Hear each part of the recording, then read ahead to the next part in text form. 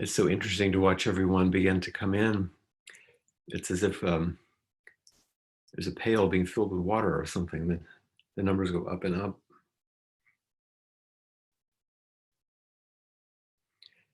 Like, look.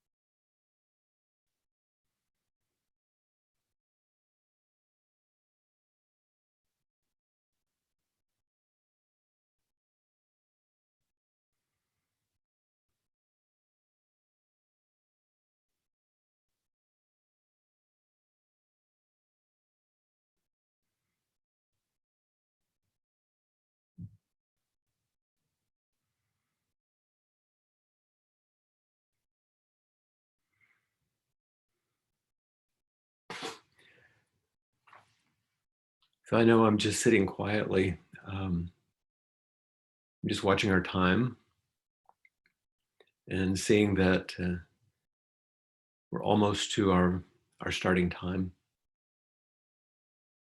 But my silence isn't because I'm thinking you're not there or that I don't feel your presence. Uh, Only that it's a good way to begin. It's what we would be doing automatically if we were sitting in the Zendo at Appamada. We'd be taking our seats just like you are now, and um,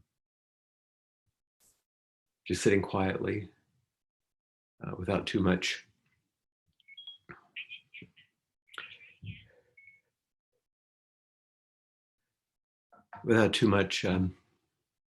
conversation as we settle into the space that is held um, by all of us, by this time, by the practice container.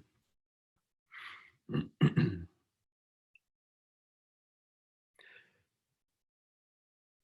so I see that it is our usual time to begin at 12:30 Central Time. Some of you might know it's 7:30 a.m. here in Hawaii. And then, of course, I believe 6 hours later than Central Time in the UK, and on around the world. So let's begin our sitting now. I'll ring the bell to begin, and we'll sit in Zazen. I'll give you a bit of reminder also. In Zazen, we're sitting in a gentle but energetic, upright manner with some dignity. We're not just hanging out, waiting. There's nothing to wait for. Um, your Buddha nature is what's here, and we're expressing it. And so we sit as a Buddha, um, expressing our own innate goodness, our own innate wakefulness, our own seed of freedom that wants to express itself. So this is what we're doing as we're sitting. It's an expressive, celebratory, ceremonial function, not an instrumental yogic activity to achieve something. It's a little bit different than ordinary meditation.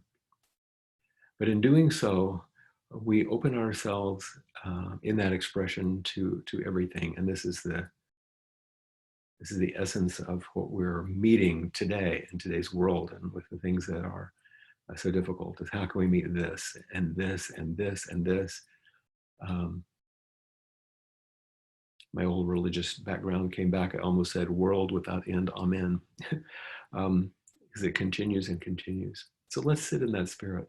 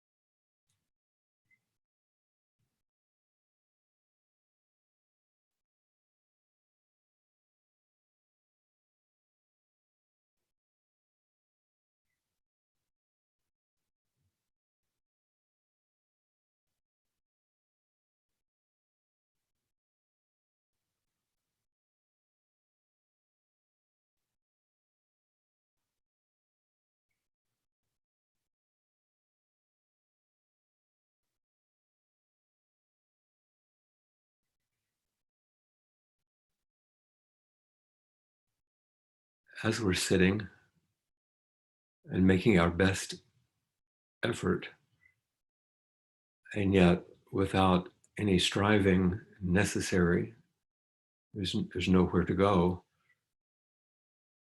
There's the simplicity of resting in our true nature and then expressing it in our sitting. But as we continue to sit together in this spirit,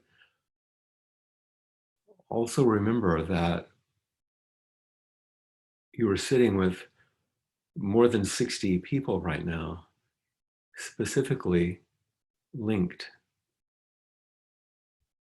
in the Indra's net, the web of connection which we're able to have.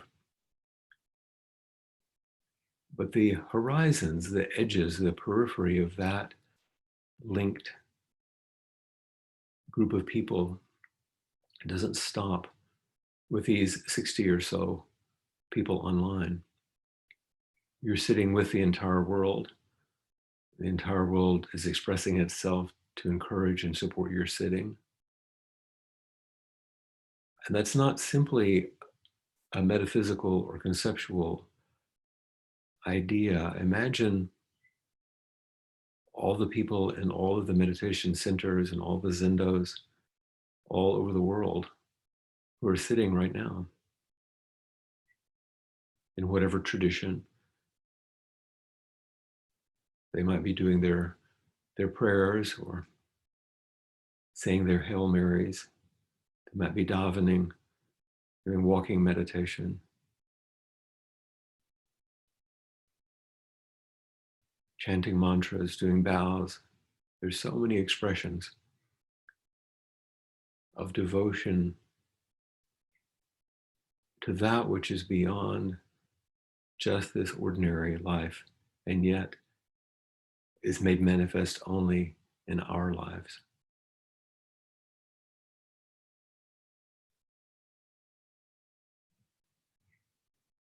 And so we sit together and require each other for that understanding and for the relief of simply not being alone.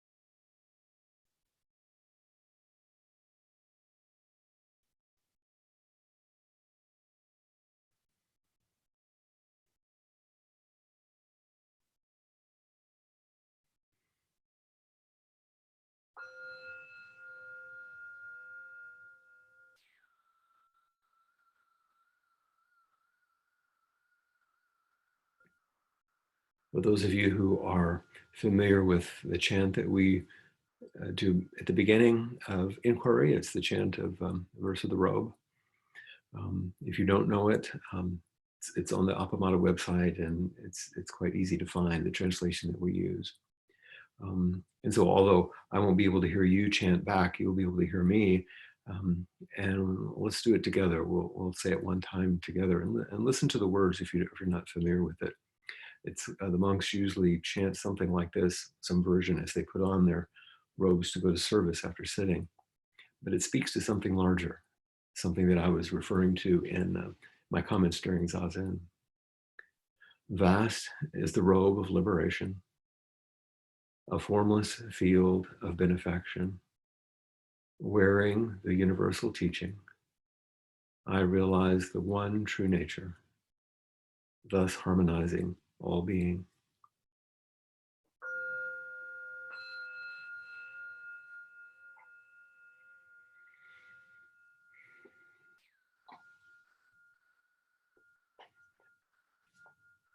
I want to welcome all of you back, and some of you have maybe for the first time joined us for inquiry. It's good to know that you're there, and that you've come together because something called you forward, something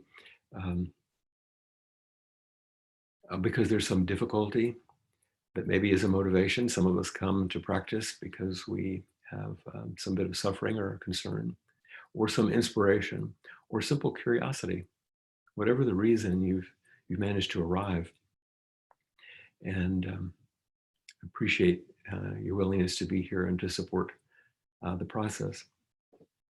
As a prompt for our meetings, I want to speak to something that I began last week, and I'll give you a little a reminder for those of you who were here last time. And for those of you who are new, I was utilizing a, excuse me, I'm going to share my screen here with you just for a second. So you can see some things. That's a little easier for you. Just for a bit.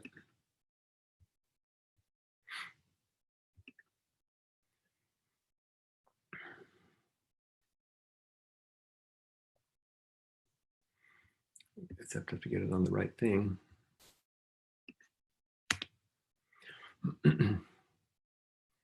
This small piece, which was the first segment in a longer essay by Wendell Berry, we took some time to reflect on last time.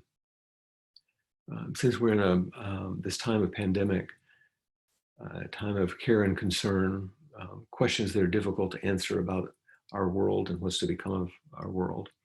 And the name of the essay was, "What are people for?" And he wrote, "The grace that is the health of creatures can only be held in common. In healing, the scattered members come together. In health, the flesh is graced, the holy enters the world." Last time we spent a good bit of time opening up some of these terms and speaking to its meaning. Understanding of grace, health, the way we hold each other in common, the healing that hopefully will be coming and that is coming, and what holy means, that which is respected and revered beyond the ordinary. Today, I want to skip down to section number 4, which is a little bit longer, but which echoes from this. Good work finds the way between pride and despair. It graces with health. It heals with grace. It preserves the given so that it remains a gift. By it, we lose loneliness. We clasp the hands of those that go before us and the hands who come after us.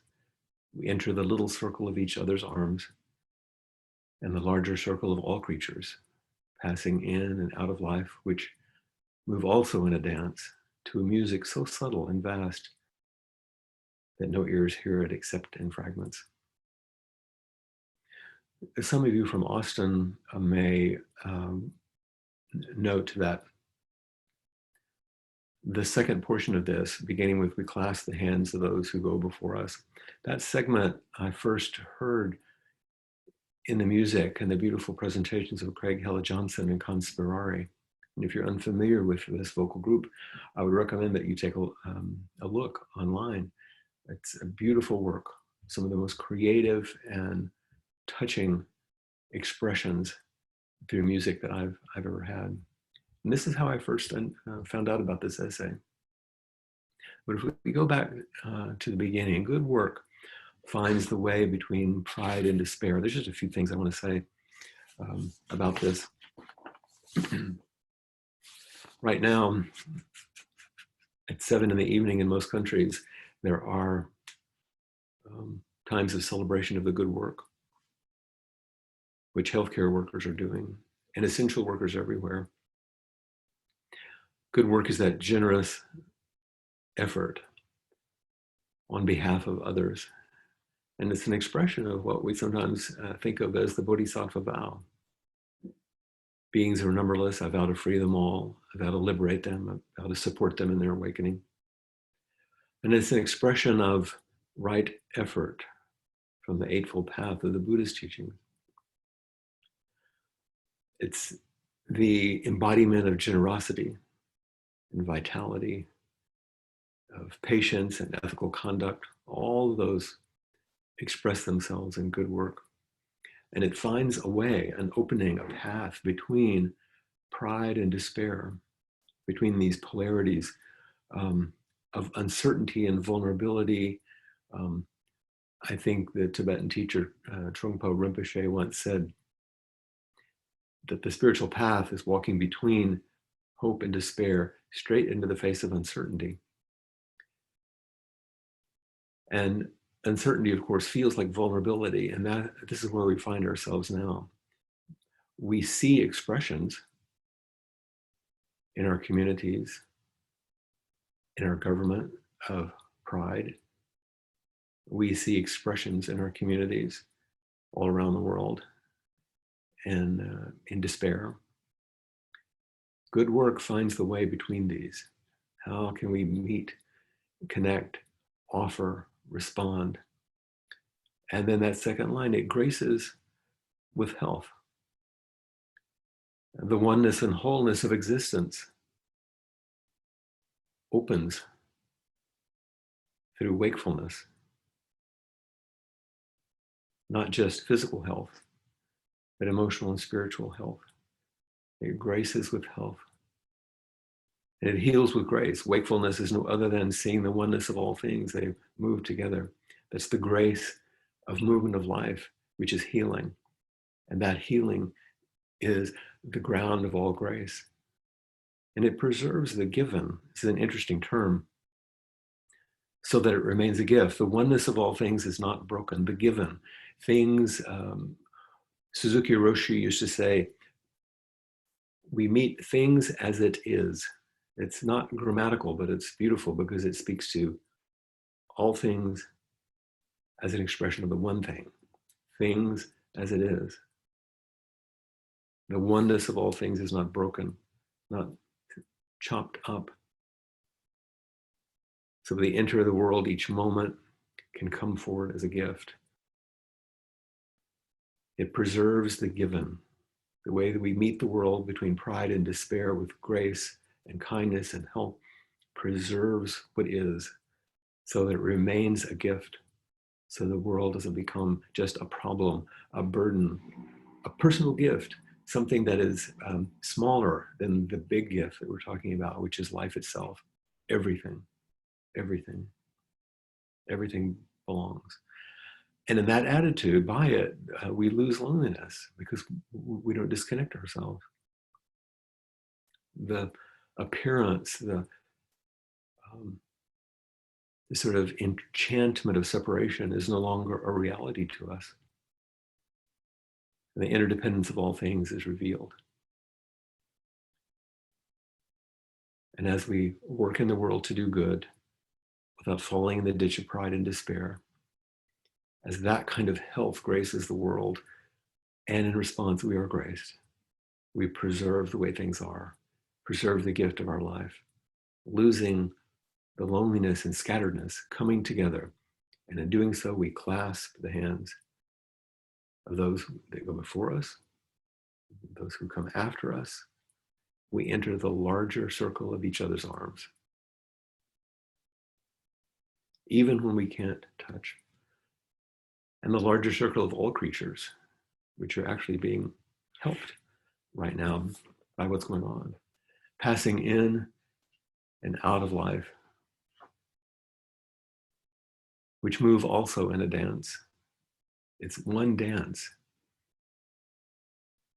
It's one life. It's one reality moving to a music, to something in the background that animates and informs and encourages it, that is so subtle and so vast that it's not heard, felt, understood, comprehended, except in fragments. We receive these things in small ways. And practice is what makes this possible. So that we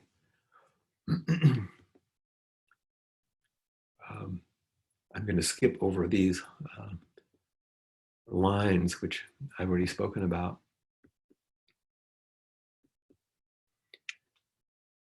So we find ourselves in a circle. This was a retreat that I actually did in Mexico.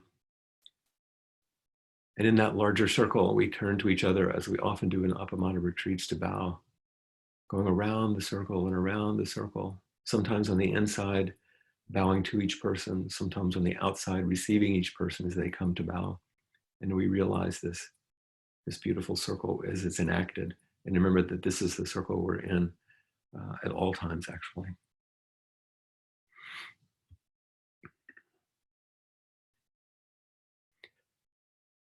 So I hope this becomes a little bit of an inspiration, maybe an invitation to speak to something that's important in your own life. And that we can take time to do that. I hope maybe some of you have already raised your hand.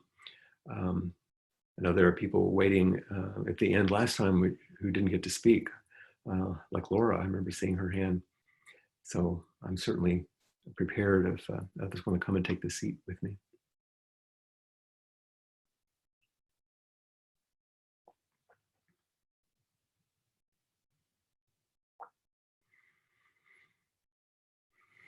Oh, and it looks like we will begin with Laura. Hi, picking up where we left off last week. Yeah, exactly. Oh, I really appreciated that opening segment. Thursday will be Scott's birthday. And you might say who that is to those who don't know. Scott was my wonderful brother, and he died in 2011. And the amazing thing is that I don't feel lost in despair or pride. And in this middle uncertainty, there's so much that's moving in me, that dance. It's a much larger space, isn't it? Pride and despair are contracting, and then you have a place you've landed, but this is much more open and therefore much more potent. Yeah, it reminds me of Marie Howe's The Gate, the imagery of the gate. Okay. Where she speaks about entering life for the first time through the space her brother's body made. Exactly. This is the space you're inhabiting now. Yeah. How old would Scott have been? 34. And I also wanted to say that what I've really appreciated in these calls is actually seeing everybody else from so many different communities. And I almost just cried out with sort of that laughing sob every time somebody came on whom I knew or didn't, and that feeling of what is connected, even as we feel separate. Mm-hmm. Yeah, it's one of the things that's been the most nourishing to me, is to see all of these people in all of these places who have such deep roots with and a lot of love, really, and that you could see each other. Someone said to me, gosh, a lot of people come online and they just seem to want to say hello. And I say, yes, that's really important. Especially these days, that's not a misuse of this time. We invite what's deep, what's troublesome, what's celebratory, what needs to be noted. Because sometimes just celebrating what's right with the world as my friend Witt says, is really, really important. And sometimes going into the depths of grief and the way that grief turns in the way that you teach, I know, Laura, in your work, is all available. But without meeting, without the circle of each other's arms, it doesn't really go very far, or it goes someplace that might be more self-centered, habitual, and not quite so wholesome and free. Yeah, it would feel more like a story than a process that constantly evolves. Uh-huh. Yeah. Yeah. It's good to see your face, to hear You your as well, voice. Flint. And So, I brought my blanket because my toilet is very precious and sacred right now. So the tears you that don't are want to flowing use down up. the blanket. Mm-hmm. And by the way, if people are curious about more of the story and your reflections on what you've learned from Scott, they could see your TEDx talk on Cherry Creek Women, which is just from earlier this year. Is that right? That's right. Thank you for sharing. It's called Navigating the World of Grief. And boy, is that an ongoing journey, but it was such a gift to share Yeah. 11 minutes of what that's been like so far. Yeah. Of since 2011. Yeah. Yeah. Yeah. And they might even find a little book that goes with it. So. Yeah, that's true. I also just wanted to share, if there's a quick moment, one thing that that's really beautiful in me right now is there's this movie called Finding Neverland, and it's about the story of J.M. Barrie writing Peter Pan. And throughout it, I feel like I picked it in high school to represent how I feel like I live, because J.M. Barrie sees the world, and then it starts getting painted with these multicolored rainbows, and images emerge, and wonder can come from the everyday experience. And that popped into my head as you were leading us through Zazen, and also sharing that piece of, this is where we pick up our paintbrushes and we start exploring the options that we have, even when things feel really heavy and hard. That's right. And it's always an option. Yeah. So thank you. Yeah, I was talking to my sister yesterday about she leads groups and teaches art and collage, and she was working out how to do it online because it's so important right now to continue this artistic expression, finding some way to pour out and receive what's happening. Yeah, oh, that's beautiful. Thanks, Thank Laura. you, Flint, and thank you, everyone.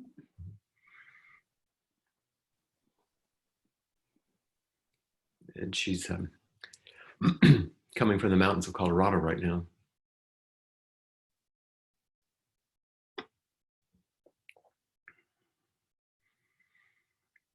Remember breathing in between people?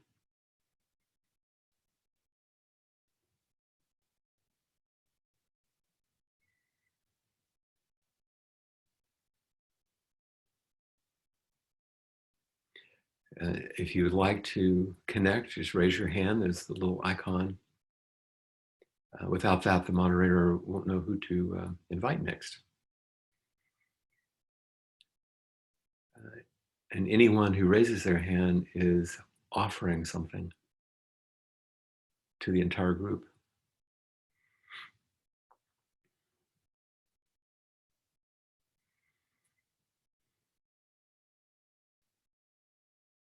How do I do that?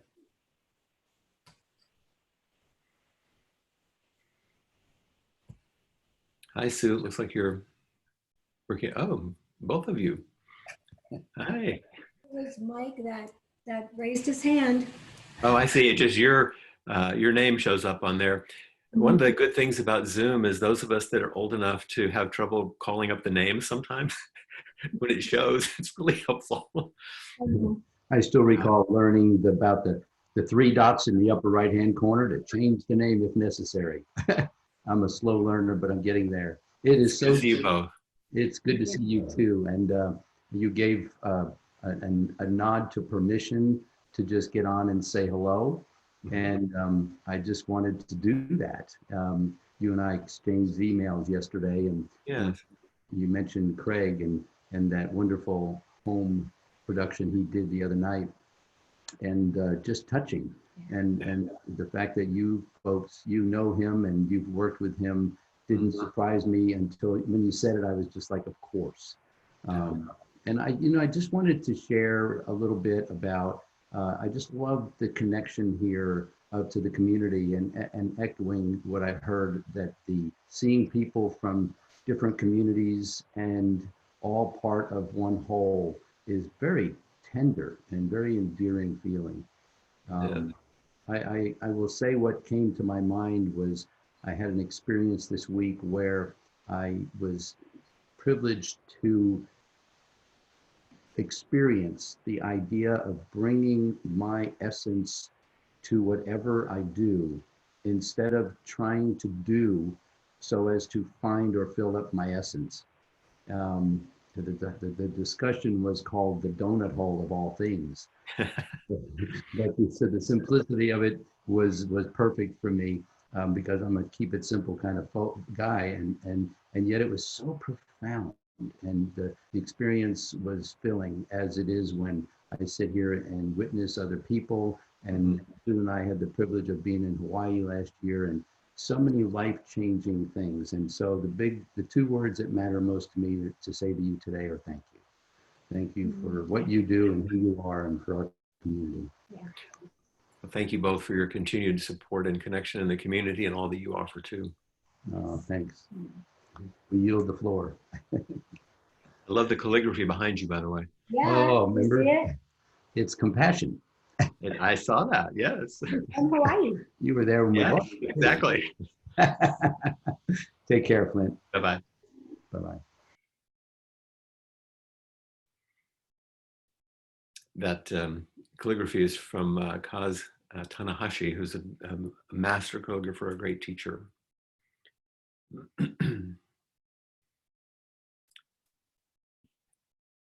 And once again, we have 2 for 1, Robin and Jim. So good to see you. It's good to see you as well. I was the one who pushed the button. I feel like it's some crazy spiritual game show. It is in a way. Of course, it's so heartening to see all of you, and especially folks that are, you've known and mentioned their communities, or sometimes mention them. I mean, that sort of goes without saying. So I'm so heartened to see all of you who I can see, and those that I can't. I'm heartened to be with you. I think that I'm, it's week 6 here in Austin of having a very limited life, and in many ways because I have this one, and because of our online community of Appamada, which anyone can join. I am very nourished. I also have work, and it's a beautiful spring. Yeah, a lot to be grateful for. Yeah. That said, my work, being a fundraiser for nonprofits, for some of my clients has become, I would say, I would like to just say impossible. Mm-hmm. And having to show up for them and, kind of reconfigure how we're communicating and approaching is challenging. And I just want to quit. I just want to say, no, you should just stop. Here's your money back, or don't pay me anymore. Go do something else, because what you're doing is actually not essential. Okay, I don't talk to clients that way. So there's that. But then on the other hand, I have some clients that are, I think we've learned that this virus, though anyone can get it, it's more likely you'll get it if, you're among, who Jesus called the meek, and in communities in Austin that are mostly immigrants, there's such terror, there is more sickness, there's more fear of sickness because of people are working and using public transportation. And then most heartbreaking to me, and there's nothing one can do about it is children who are K through 5 in Austin, you know, unless your parents are educated and you have technology at home, kids are using their parents' cell phones for their technology. And, you know, the parents, if they haven't been able to have much school themselves, they're illiterate. And so parents, immigrant parents came here because they wanted to work and they wanted their children to be educated. And right now, neither one is happening. And the funders that I'm working with are doing the best job they know how. But there are a lot of limits in place that make it such that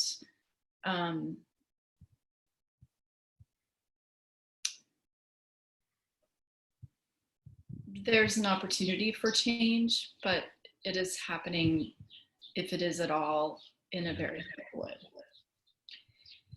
And that differential between the beauty of my backyard and the beauty of this community, and also the diligence of the practice, you know, it's beautiful and it's sweet, but it's powerful, it's firm, it's an ass kicker.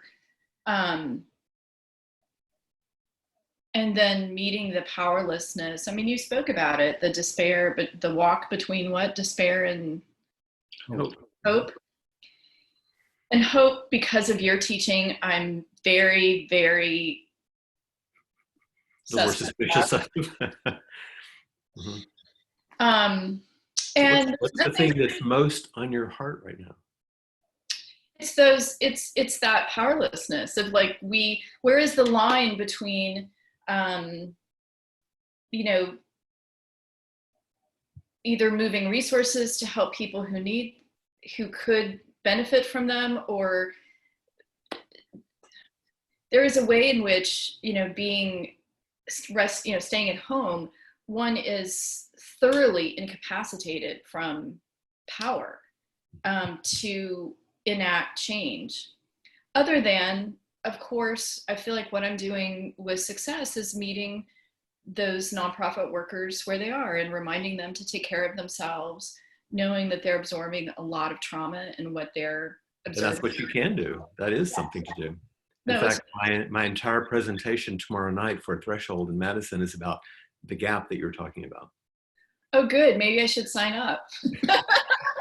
Because I titled it Great Compassion in the Age of Contagion. Yeah. And, you know, as I often do, the first thing I'm going to have to do is say a lot about what the talk is not about. It's not about solutions to these things. Our spiritual practice doesn't offer that, but it provides a way to be with situations even when there are no solutions. And that's the more fierce teaching. I think maybe what's on my heart is the space between despair of, you know, sometimes just crying and thinking, well, what do I have to cry about? And then the other side, which was really effective today, which was listening to the Talking Heads song Heaven, which is basically describing this whole time period right now. But that also is a bit despair into a flavor of a little bit of nihilism, but with a sense of humor that creates a bit of space. Yeah. Yeah, so there are no answers, but it's good to at least avow it and not be alone with it. And what I want to see, because it helps me, is since Jim just leaned forward. I know. Put your arm around her, Jim. Oh, yes. Then lean your head in. Okay, there's your answer. Totally is. Yeah. Oh, and it's another grace that you have. Not everybody has that. I know. Yeah. I know. And it helps. Another aspect of what we're dealing with right now. One of my friends, or our friend, has the virus. If you remember Michael, who died recently, his girlfriend has the virus now. And And She's that well. she's going to come over the through. worst part She's of it. over the worst part of it. But watching that, and I have a number of friends who don't have the virus, but who are fragile. Yeah, more ill Yeah, without the virus. without the virus. Mhm. And and watching that without having any capacity to do anything about it. That you do. Jim calls. You have your list of people you call. Well, I have people I call. He checks on people. It's really sweet. But still, there's that big vacuum between the hope and despair Mhm. for those people. And I think everybody shares that. It's not unique to me.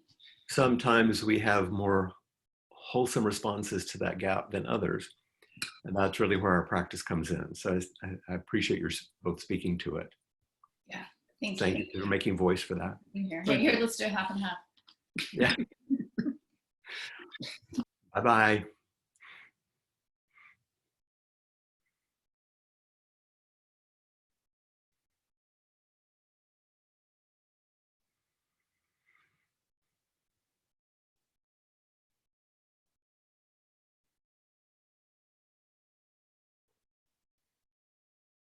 Breathing and enjoying the space between. And Maria. Hello. Hello. Hi, I wasn't sure if I was going to join in today. I thought I'm just going to sit and watch today, if you like, because there's so much going on, and I thought, well, and my energies, I was talking about the energy last time I spoke to you, is it's quite strong in me. Mm-hmm. And I'm having to watch that, and so to speak to you, to do that bit before talking to you where my heart goes quite a lot, is quite exhausting, if you like. Part of why sitting meditation for you is so important. Oh, absolutely. And I've noticed that, I mean, the practice is a life giver to me. It gives me life, it gives me time, it gives me hours awake.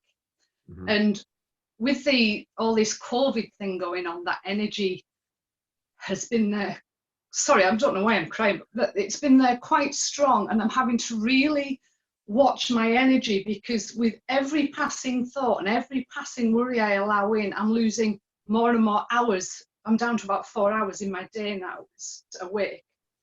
And I'm noticing that harnessing that energy and keeping still and doing all the practices that I do are much harder. It's not that they're hard, it's that I'm doing some, is it Lojongs or Lojongs? Yeah. Maintaining a joyful mind, sitting in the essence of Layla, the nature of Layla, and everything's a dream. And they're the three that I've been kind of sitting with in my mind. And maintaining a joyful mind's a good one. But I'm noticing that conflict, that maintaining a joyful mind, and then there's a crash with it, and then it's there, and then I'm peaceful. Well, you're speaking to something that's really important, that joy isn't the same as happiness. There's a freedom that comes from that kind of joyful mind, which can feel the vitality and aliveness and appreciation of each moment, even when it might be fraught or full of difficulty. What you're describing is something really important, Maria, because what you're describing is sort of like a spiritual or emotional pneumonia, like the virus, because the virus attacks the lungs in such a way that people become hypoxic. They don't have enough oxygen. And they have less and less capacity.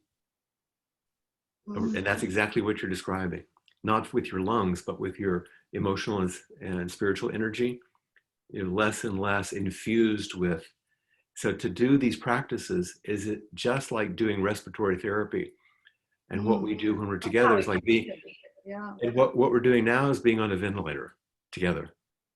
Yeah, that feels really good. To help you breathe. We're breathing with you. That's why I ask people to breathe in between when we're waiting. Yeah, and that's a really good way of putting it, because it feels like I'm connecting, because with the ME, I think it feeds into the ME, into the energy, into the, Right. and I'm really having to work to breathe and to stay in that moment. Right. Yeah, you're And, doing and exactly also, the same how thing. can I help? Also, it's like, how can I help in this? And so we've got some old ladies on our street. So I've been doing distant calling, where when, you know, I'm doing one lady a night and I'll go down the street and knock and stand back. And we're talking, and there's something about see the child in people's faces, and I can see the child in those faces, the fear, the vulnerability of these feisty women that I know on our street. They're quite feisty, but they're so vulnerable. And the other thing I've noticed, like my niece is missing me, so she's popped round to do a distant visit. And like with the old ladies and with Chantel, it's how do we say goodbye? And Chantel named it, my niece, and she said, I need to hug you. We can't hug. I can't leave. And she couldn't leave because there wasn't that contact, that hug. Mm-hmm. So we kind of thought, well, what can we do? You know, so we did the air hugs. But that thing where people are meeting but struggling, you know, it's so... Well, this is a very fierce practice, Maria, because it brings us closer to the realization that every time we part, really, we don't know. Yeah. Everyone's 2 weeks away. But now we feel it more vividly. Yeah. So it's actually a useful practice to bow and step back, knowing that that's what we're going to have to do at the end. Yeah. And so we're practicing, letting go so we can let come, let go and let come, let go and let come. And it's a very intense time, isn't it, for everyone? It's so intense that normally we have something happens and time passes, but we don't know about this. We don't know when it's going to end. So it's a constant, like a static going on in the background. That I think everyone's going to be feeling tired. And the practice is the antidote to the static, because otherwise you're going to lose your capacity and get smaller, like you've talked about. Yeah, the dream thing was good, thinking about the thoughts where they... Sorry, do you use your little stuffed fellow behind you? Oh, no.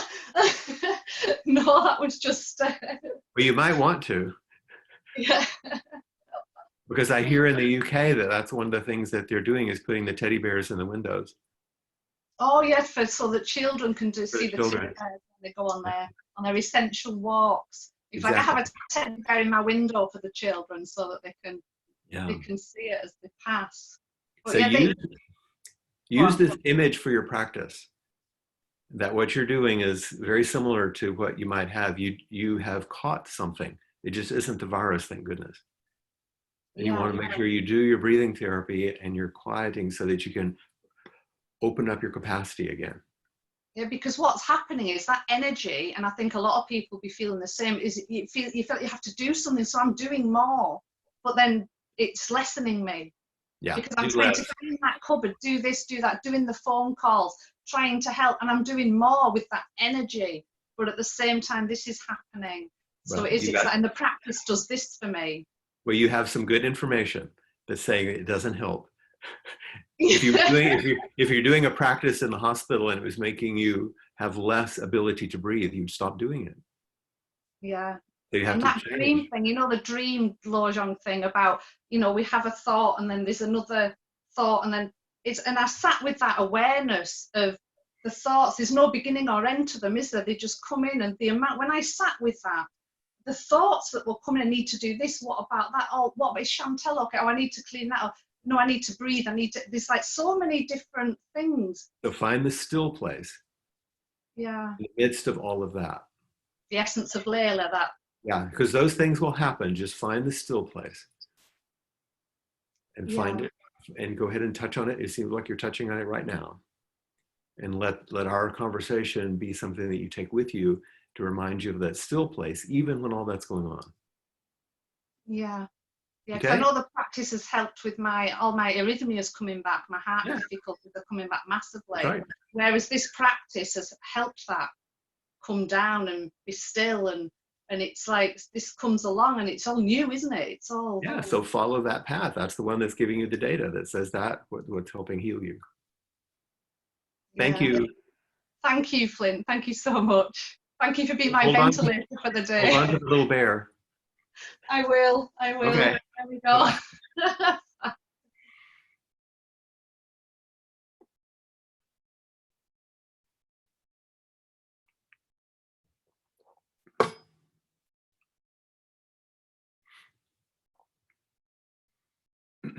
back to Colorado.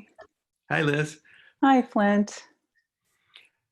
How are you doing with your grief and You know, it's a moment by moment. That's part of what I wanted to share. Yeah.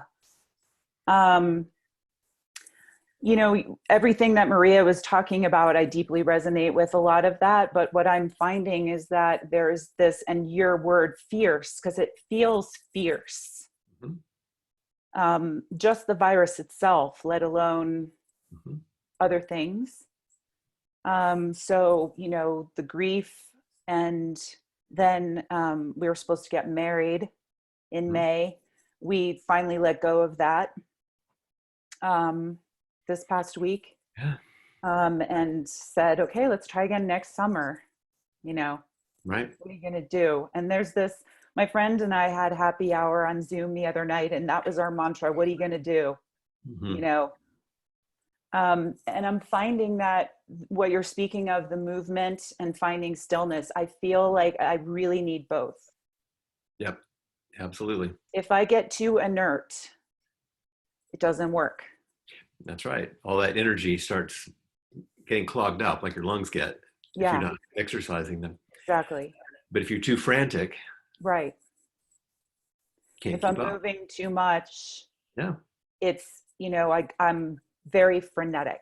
Yeah, but sure enough, the middle way really is the way. It really is. I'm finding that that's really true, and that I need to make sure that I adhere to all of my practices to be able to tune into what's required of me. And that's the key, what you're saying, Liz. I just want to underscore that. If you stay awake, and this is what mindfulness is about, to notice what's appropriate now. It isn't a formulaic thing. It's a responsive thing. Like in that last line, it's so subtle, it comes in fragments. You have to pay attention, pay attention. And what you were saying at the very beginning of, okay, let's meet this now. Let's meet this now. Let's meet this now. Because I mean, in any given day right now, I'm settling someone's estate during a pandemic. I'm working in commercial real estate where everything's at a screeching halt and everyone's freaking out. You know, I've got a 21-year-old stepson in the house trying to navigate the terrain of online learning. That right there is a practice. Any one of those would be enough. But and we all have our list. Yeah. And then today I just wanted to share about the meaning piece. You know, the making of meaning is really the connection piece. The making of meaning is the oneness for me. And it's been that way in my life for a really, really long time. Well, and I think humans, we require that, don't we? Yes, I think we ought to. Well, it's also part of what we were referring to, what art is for. Is to then represent the meaning we're making and to find some meaning through the process. Yes. I was thinking a lot about re-entry today because Colorado's planning to just open up the floodgates at the end of April and let a bunch of us back into the world. Oh dear. And it feels really soon and really scary and a super bad idea to do that. And I'm going to do what I can do to mitigate what could be a tragedy with that. But I was thinking about how we re-enter after a retreat. It's like, don't go home and start binging Homeland, you know, like, don't try to explain it to your spouse. You know, it's like a little, in small measure, like, how do we re-enter and how can we recalibrate what meaning means in a world having re-entered after a pandemic? That's important, to take your time, walk slowly and carefully, pay attention to others too, not just yourself. Right. What's needed in the world. Thanks for mentioning that. Yeah.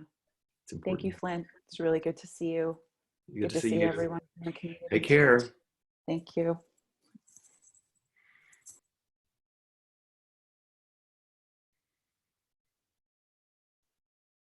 You can feel as each person that comes on how full everyone is.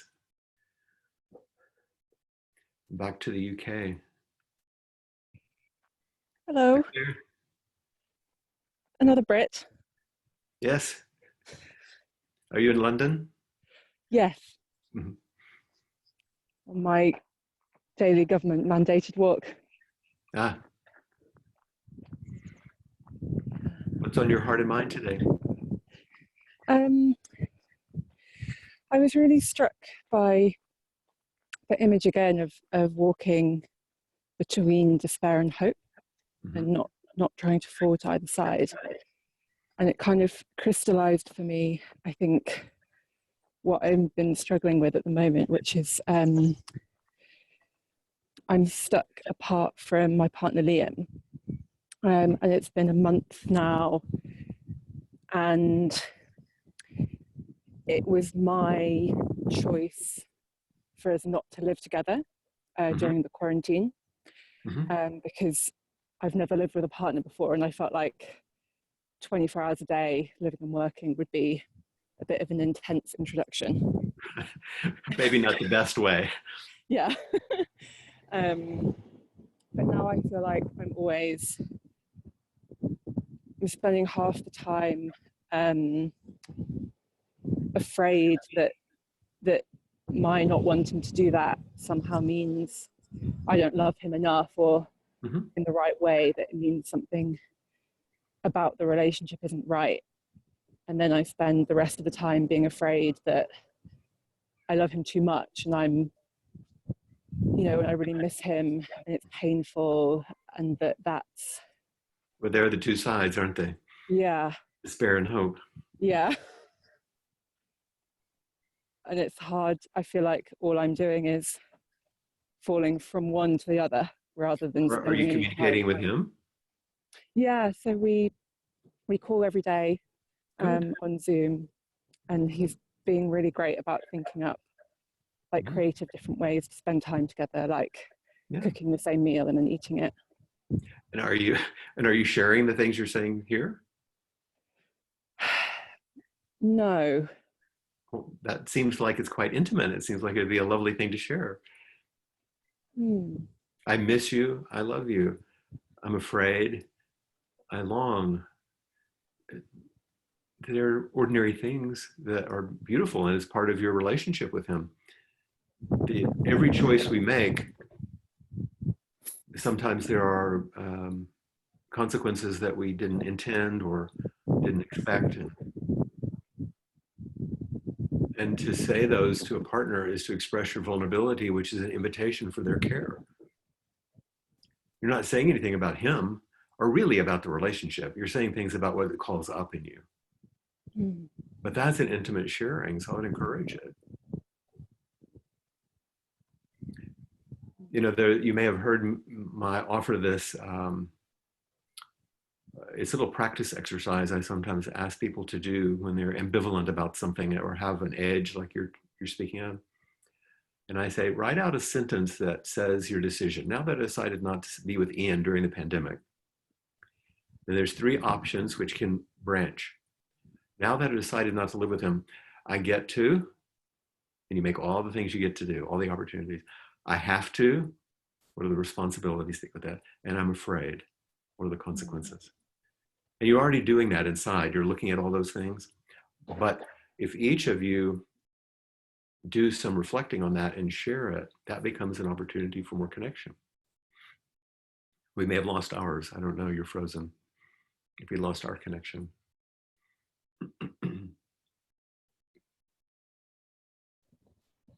Well, because we lost our connection there for a moment. But... Yes. I heard I'm doing all those things inside, but. Yeah. So do them outside with him. Yeah. The dog says yes. Yeah. We're coming to the end of our time, so I'm going to say goodbye.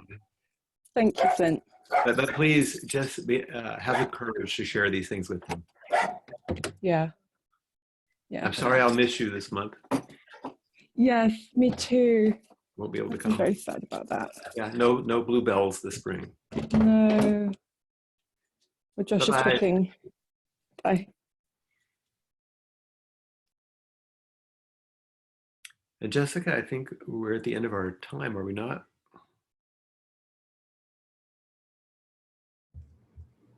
Yes, we are. Okay, so I will. I want to say goodbye and offer my deep appreciation for everyone, those who spoke, those who did not, everyone who sat and practiced with us, because through our shared practice over time, whether we come forward or hold the space, every place is important. Every person is important. Everything matters. And every one of you matter in that regard. Thank you for your participation. And I'm going to sign off, and then Jessica can complete our time. If you're interested in the public talk that I mentioned, go to Threshold Madison, and you'll be able to find it. It's a beautiful center for community, for making art, for learning, for healing, generated by one of our Sangha members there, Efrat. And that presentation will be tomorrow evening, Central Time. And you can learn more there. Thank you. Thank you so much, Flint. Bye.